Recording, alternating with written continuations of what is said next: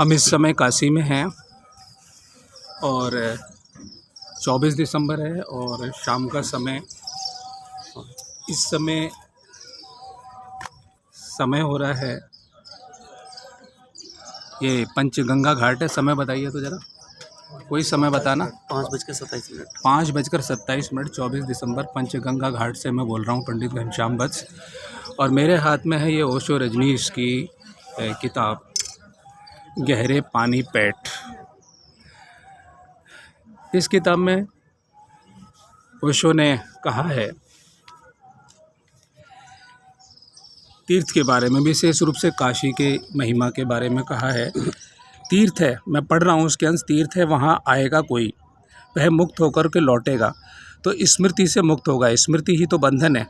वह स्वप्न जो आपने देखा उसका पीछा कर रहा था आपका, असली सवाल यही है और निश्चित ही उससे छुटकारा हो सकता है। लेकिन उस छुटकारे में दो बातें ज़रूरी हैं।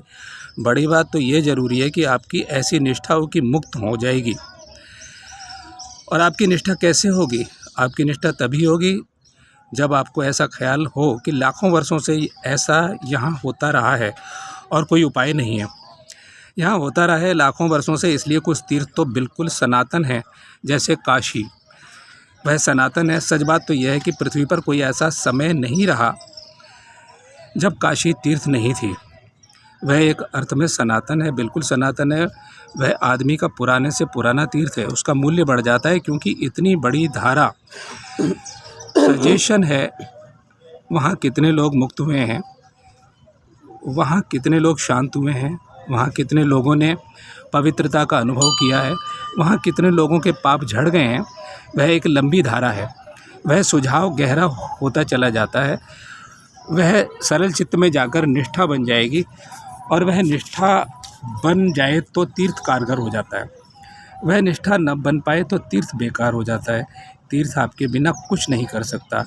आपको तो एक ऑपरेशन चाहिए, लेकिन आपको भी ऑपरेशन तभी देते हैं जब तीर्थ को एक धारा हो, तीर्थ की एक धारा हो, एक इतिहास हो।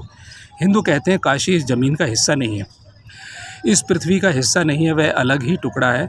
वह शिव की नगरी अलग ही है, वह सनातन है।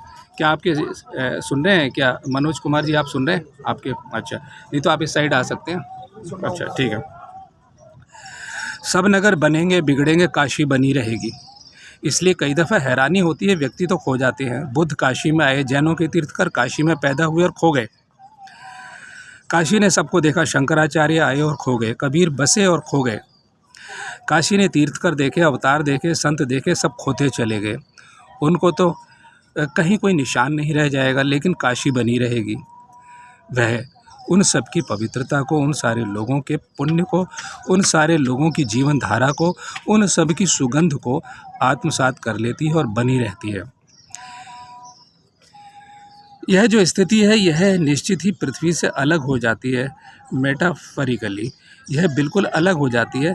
यह आपका अपना एक शाश्वत स्वरूप हो गया है। इस नगरी का अपना व्यक्तित्व हो गया है। इस नगरी पर से बुद्ध गुजरे, इसकी गलियों में बैठकर कबीर ने चर्चा की। वो सब एक कहानी हो गई, वह सब स्वप्न हो गया, पर यह नगरी उन सबको आत्मसात किए हुए है। अगर कभी कोई निष्ठा से इस नगरी में प्रवेश करे तो वह फिर से बुद्ध को चलता हुआ देख सकता है। वह फिर से पार्श्वनाथ को गुजरते हुए देख सकता है। वह फिर से देखेगा तुलसीदास को, फिर से देखेगा कबीर को। अब ये बुद्ध, महावीर, कबीर, ये लोग सनातन धर्म की परंपरा के हमेशा विरुद्ध लोग हैं, क्योंकि इनका इससे कोई लेना देना नहीं है। और कबीर तो यहाँ से छोड़ के चले गए, लेकिन ओशो क्योंकि हमेशा बुद्ध से शुरू होते हैं और बुद्ध की दृष्टि को, बुद्ध का मोह त्याग नहीं पाते, तो मैं यहाँ स्मरण करा रहा हूँ।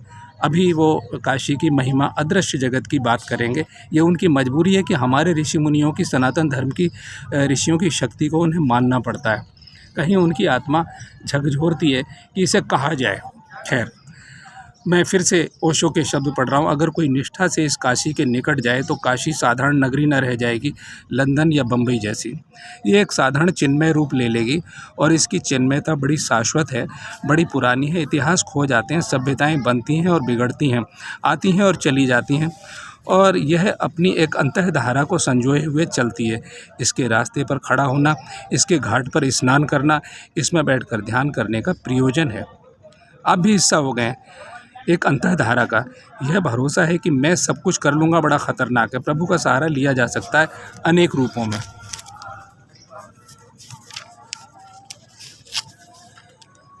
उसके तीर्थ, उसके मंदिरों से उसका सहारा लिया जा सकता है। सब सहारे के लिए यह सारा आयोजन है।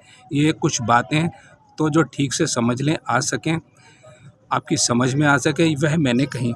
बुद्धि से जिनको देख पाए, समझ पाए, वे पर्याप्त नहीं है। बहुत सी बातें हैं तीर्थ के साथ में जो समझ नहीं आ सकेंगी, पर घटित होती हैं। जिनकी बुद्धि साफ साफ नहीं दिखा पाएगी, जिनका गणित नहीं बनाया जा सकेगा, लेकिन घटित होती हैं। 2-3 बातें सिर्फ उल्लेख कर दूं जो घटित होती हैं। जैसे कि आप कहीं भी जाकर एकांत में बैठकर साधना करें तो बहुत कम संभावना है कि आपको अपने आसपास किन्हीं आत्माओं की उपस्थिति का अनुभव हो, लेकिन तीर्थ में करें तो बहुत ज़ोर से होगा। कहीं भी करें वह अनुभव नहीं होगा, लेकिन तीर्थ में आपको प्रेजेंस मालूम पड़ेगी। थोड़ी बहुत नहीं, बहुत गहन। कभी इतनी गहन हो जाती है कि आप स्वयं मालूम पड़ेंगे कि कम है और दूसरे की प्रेजेंस ज़्यादा है। अभी अभी आप नीचे गए थे, बाबा तैलंग स्वामी के नीचे गुफा में गए थे। अगर आप वहाँ बैठेंगे तो आप तैलंग स्वामी जी के तेज को महसूस करेंगे। ऐसा इनका वक्तव्य है जो हमारे से मेल खाती है। ठीक है, आपको लगेगा मैं कम पड़ गया। क्या कह रहे हैं वो कि मैं कम पड़ गया और उनका तेज ज़्यादा है, उनकी उपस्थिति ज़्यादा है और आप उनकी शक्ति से अभिभूत हो जाएंगे। इस चीज़ को मान लेते हैं, ये बहुत बड़ी बात है। खैर, जब आप तीर्थ पर जाएंगे तो यह एक तीर्थ वह काशी है जो दिखाई पड़ती है। जहां आप ट्रेन से उतर कर जाएंगे स्टेशन से, एक काशी तो वह है, परंतु काशी के 2 रूप हैं, तीर्थ के 2 रूप हैं। एक तो मृण्मय रूप है जो दिखाई पड़ रहा है, जहां कोई भी जाएगा सैलानी और घूमकर लौट आएगा, और एक उसका चिन्मय रूप है जहां वह पहुंच जाएगा तो अंतर यात्रा आरंभ होगी, अंतरस्थ होगा। जो ध्यान में प्रवेश करेगा उसके लिए काशी बिल्कुल और हो जाएगी। इधर काशी के सौंदर्य का इतना वर्णन है, और इस काशी को देखो तो फिर लगता है कि यह कवि की कल्पना है। इससे ज़्यादा गंदी कोई बस्ती नहीं है यह काशी, जिसको हम देखकर आ जाते हैं। पर काशी की बातें कर रहे हो तुम, किस काशी की बात कर रहे हो? किस काशी के सौंदर्य की जो अपूर्व है, जैसे कोई नगर नहीं है इस जगत में। और ये तब की बात कही हुई है जब अब तो मोदी जी प्रधानमंत्री हैं और इन्होंने पूरे देखो सारे घाट चमाचम कर दिए हैं। पूरे शहर की गंदगी साफ, चौड़ी गलियां, सब कुछ, चौड़ी चौड़ी सड़कें। तो ये ओशो ने तब की बात लिखी हुई है, पुरानी किताब है, ये उनका पुराना प्रवचन है। जब ये कहते हैं कि स्टेशन से उतर के आपको गंदगी मिलेगी, और दूसरी वो जो दिव्य काशी है जो उनकी आंखों से दिखेगी। तो पर किस काशी की बात कर रहे हैं तुम? किस काशी की बात कर रहे हो? खैर, नहीं, वह काशी में ही है, यही काशी है। तब फिर सब कवि की कल्पना हो गई। नहीं, पर यह काशी भी है और एक कंटेस्ट फील्ड है वह काशी। यहाँ उस काशी और काशी का मिलन होता है। इस काशी का, एक काशी वो जो अदृश्य है और दूसरी काशी वो, इस काशी का मिलन होता है। ओशो के शब्द हैं, जो यात्री सिर्फ ट्रेन में बैठकर गया इस काशी में वापस लौटकर आ जाएगा। वह जो ध्यान में बैठकर गया वह इस काशी के संपर्क साध सकता है। तब इसी काशी के निर्जन घाट पर बैठकर उनसे भी मिलना हो जाता है जिनसे मिलने की आपने कभी कोई कल्पना नहीं की। खैर, काशी का भी एक नियमित आंकड़ा है कि उतने संत यहाँ पर रहेंगे, उनमें कभी कोई कमी नहीं होगी। उनमें से एक को विदा तभी मिलेगी जब दूसरा उस जगह पर स्थापित हो जाएगा। और यहाँ से मैं ये बात इनकी पूरी करता हूँ। ये पेज 68, और ये देखिए, ये डायमंड पॉकेट बुक्स द्वारा प्रकाशित है किताब, ये मैं दिखा रहा हूँ। और लोगों को आश्चर्य होगा क्योंकि ओशो तो सिर्फ अव्यक्त निराकार की बात करते हैं, बुद्ध की बात करते हैं, और अगर कोई सनातन धर्म की बात भी करते हैं तो बुद्ध की आंखों से। खैर, अब यहाँ से मैं अपनी बात आरंभ करता हूँ। इन्होंने कहा एक निश्चित आंकड़ा, इन्होंने संख्या नहीं बताई कि कितने सिद्ध पुरुष वहाँ रहेंगे, लेकिन काशी में वो लोग रहे हैं जिन्होंने तत्व विज्ञान, जल, अग्नि, वायु, आकाश, जिन्हें अपने शरीर के प्रत्येक कण का पता था, जो असली गीता के अनुसार तत्व ज्ञान शक्ति से संपन्न थे, सिद्ध योगी थे। जैसे बाबा विशुद्धानंद परमहंस महात्मा तैलंग स्वामी, गोपालानंद ब्रह्मचारी, योगी गंभीरनाथ में ऐसे महान लोगों की बात जो अभी अदृश्य हैं, जिनकी आंखों से भी अग्नि प्रकट हो सकती है, जो सोना बरसा सकते हैं, कुछ भी कर सकते हैं, सर्वशक्तिमान लोग हैं। अब मैं यहाँ से एक और रहस्यमय बात करता हूँ, और वो रहस्यमय बात है जो मैं बताता हूँ अपनी गुरु परंपरा से, क्योंकि मैं किस परंपरा से बात कर रहा हूँ। मेरे जो तीसरे गुरुदेव थे श्री अरुण कुमार शर्मा जी, जो अवध गरबी मोहल्ले में रहते थे हरिश्चंद्र घाट पे, मैंने उनसे दीक्षा ली। और उनके गुरु थे महामहिम महामहोपाध्याय पंडित गोपीनाथ कविराज, और उनके गुरुदेव थे यानी कि मेरे परदादा गुरु थे बाबा विशुद्धानंद परमहंस, जिनका नवमंडी सिद्धासन स्थापित है। और उनके गुरु थे भगवान यानी कि महान योगी भृगुराम परमहंस, और उनके गुरु थे महातपा जी, और वो ऋषियों की सिद्ध परंपरा से आते हैं, ज्ञानगंज मठ तिब्बत से ये जुड़े हुए हैं। तो इस परंपरा के अनुसार मैंने एक बात बताऊं, मुझे ये पता चला गुरु परंपरा से कि काशी जो है यज्ञ मंडल चक्र के अनुसार बनी हुई है। अब यज्ञ मंडल चक्र, दीपक आप थोड़े से इधर को आइए ताकि आपके आप सुने जवाब दें। अब आपको याद होगा कि जब हम शुरू करते हैं तो कैसे शुरू करते हैं, सबसे पहले ओम श्री गुरुवे नमः करते हैं यज्ञ मंडल। हाँ देखिए, आपको याद है ना, इतनी पूजाएं इतना सब कुछ आप कर चुके हैं, करवा चुके हैं, और मनीष जी आप भी करवा चुके हैं। अब यहाँ पर क्या है, दो प्रकार की पद्धतियाँ, एक शुक्राचार्य की पद्धति है और दूसरी बृहस्पति की पद्धति है। तो सबसे पहले हम क्या करते हैं, गुरु से। अब जिसकी गुरु परंपरा है तो वो पहले अपने, अगर किसी के काशी के नहीं, तो वो क्या करेगा कि जो भी यहाँ पे लगभग सभी परंपराओं के गुरुओं के स्थान है, वो दृश्य रूप से या अदृश्य रूप से है। उसके बाद में क्या करेगा कि उसके बाद में यहाँ पर क्या है कि अगर बृहस्पति की पद्धति है तो आपको मालूम है दशाश्वमेध घाट के पास में, मैं आपको जानकारी दे रहा हूँ, बृहस्पति देव का मंदिर है, शायद आपको पता नहीं होगा। तो करते ना ओम गणपति गंगावामहे बसो मम आहम, है ना, यहाँ से शुरू करते हैं। दूसरे वो हैं जो हम तंत्र पद्धति से या सीधे सीधे ओम श्री गणेशाय नमः प्रणमित देव यहाँ से शुरू करते हैं। तो क्या है, ये तंत्र पद्धति है, यानी ये शुक्राचार्य जी की पद्धति है। और अगर शुक्राचार्य जी की पद्धति के अनुसार पहले गुरु का स्थान, गुरु को प्रणाम। तो कहाँ से परंपरा शुरू, देखो यज्ञ मंडल, यानी काशी जो है यज्ञ मंडल चक्र के अनुसार बसी। कौन सा पीठ कहाँ पे है, कौन से देवता का, हम कहते हैं ना 9 खंड में बसी हुई। ओमादित्य है स्वाहाम, सोमाय स्वाहाम, भौमाय स्वाहाम, बुद्धाय हम, गुरुवे हम, शुक्राय हम, शनि हम, है ना, ओम शनि नमः, राम राहुवे नमः, केम केतवे नमः। तो वो उसके अंदर जितने अधिष्ठात्र देवता हैं, एक एक चक्र के अंदर, एक एक मंडल के अंदर, काशी बिल्कुल वैसे बसी हुई। अब क्या होगा कि बृहस्पति मंडल से तो शुरू करेगा, तो पहले वो बृहस्पति जी के दर्शन करे, यानी अपनी गुरु परंपरा का दर्शन किया हुआ। और शुक्र से तो महामृत्युंजय भैरव के पीठ के पास हम बैठे हुए हैं। महामृत्युंजय का यहाँ पर क्या है, पंचगंगा घाट पर शुक्राचार्य ने हजारों वर्षों तक तप किया, क्योंकि ऋषियों की आयु तो दीर्घ होती थी। सनातन है, वो अजर अमर है, और उन्होंने संजीवनी विद्या प्राप्त की थी, वो यही स्थान है यहाँ पे। और जहाँ भगवान शिव ने साक्षात दर्शन दिए शुक्राचार्य जी को, देवताओं के लिए संजीवनी विद्या प्रदान की, वो हम यहीं उसी स्थली पे बैठे हुए हैं पास में। ये ठीक सामने यहाँ पे मुश्किल से 500 मीटर की दूरी पे होगा। यहाँ से थोड़ा आगे चलेंगे तो भगवान शुक्राचार्य जी का महामृत्युंजय पीठ है, जो कि पूरे देश में अकेला पीठ है।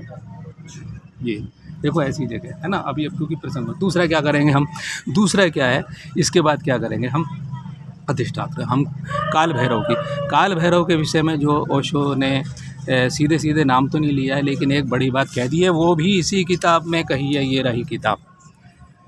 हो मजबूरी है कि मूर्तियों का खंडन करते रहे, यानी पूरी ज़िंदगी, लेकिन मजबूर होते हैं ओशो। उन्हें लगता है ऋषि मुनियों की योग शक्ति, मंत्र शक्ति, तंत्र शक्ति, विश्वनाथ मंदिर के बारे में भी इसी किताब में बोल दिया उन्होंने। और उन्होंने क्या कहा है, पहले काल भैरव की बात करें कि अगर मूर्ति प्राण सिद्ध है, प्राण प्रतिष्ठित है, तो मूर्ति तोड़ा नहीं जा सकता, मूर्ति को तोड़ा नहीं जा सकता। और हम यहाँ काल भैरव की मूर्ति के पीछे बैठे हुए हैं, ठीक है। तो ये देश की अकेली मूर्ति है जिसको तोड़ा नहीं जा सकता। इस मूर्ति के बारे में अलग से मैं विस्तार से बताऊंगा कि क्या खासियत है इसके लिए, वो अलग एक वीडियो दूसरे कार्यक्रम में बताऊंगा। तो ये ओशो कह गए हैं। दूसरी बात, विश्वनाथ मंदिर के लिए भी उन्होंने कहा कि अदृश्य, दूसरा जो असली मंदिर है, क्योंकि ऋषियों को ये पता था, वो त्रिकालदर्शी ऋषियों को पता था कि लोग आएंगे, मुस्लिम लोग आएंगे यानी कालांतर में, और वो तोड़ देंगे, इसलिए असली काशी जो है वो अदृश्य है। और वहाँ पर एक निश्चित संख्या में साधु रहते हैं। और मैंने कहा काशी में कितने साधु रहते हैं, 28, मेरे गुरुदेव की परंपरा से मुझे पता, 28 सर्वशक्तिमान सिद्ध।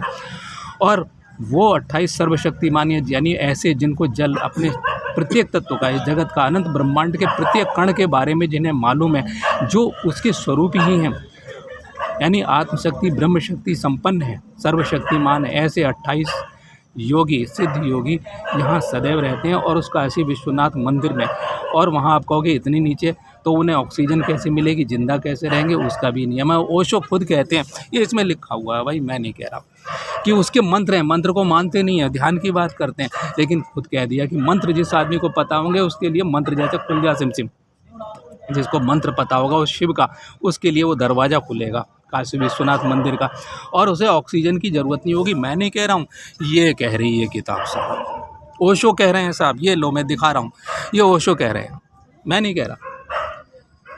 मानना पड़ता है ऋषियों की शक्ति को, इसलिए मजबूर हो जाते हैं। और बाबा विशुद्धानंद परमहंस की जितनी तारीफ, यानी मंत्रों से मार सकते थे, मंत्रों से जिंदा कर सकते थे, वो भी इसमें कह दिया। आखिर देवताओं की सारी शक्तियों को मान लिया और देवताओं की मजाक उड़ाते रहे हैं, वो ऋषियों की हर एक चीज़ की मजाक उड़ाते रहे हैं ज़िंदगी भर, ऋषि मुनियों की उड़ाई है। जन्म कुंडली को भी मान लेते हैं, हस्तरेखा को, तो काल सर्प योग और व्याघात योग, फलाने योग, ढिमको गया, और उन्होंने खुद मान लिया ब्रह्म ज्ञानी की कुंडली भी। इसका मतलब भाग्य उनका लिखा हुआ। खुद कह रहे हैं कि मैं ये जो बोल रहा हूँ ये पूर्व निश्चित, और पूरी ज़िंदगी चिल्लाते रहते हैं कि ये मैं अनिश्चितता में जी रहा हूँ। तो भाई अपने विरोधाभास करने वाला, तो वो तर्क से परमब्रह्म परमात्मा ने योग शक्ति से परमात्मा को हमारे ऋषियों ने अभिव्यक्ति दी, वो उनके अंग अंग से प्रकट होता है, उनके जीवन से प्रकट होता है।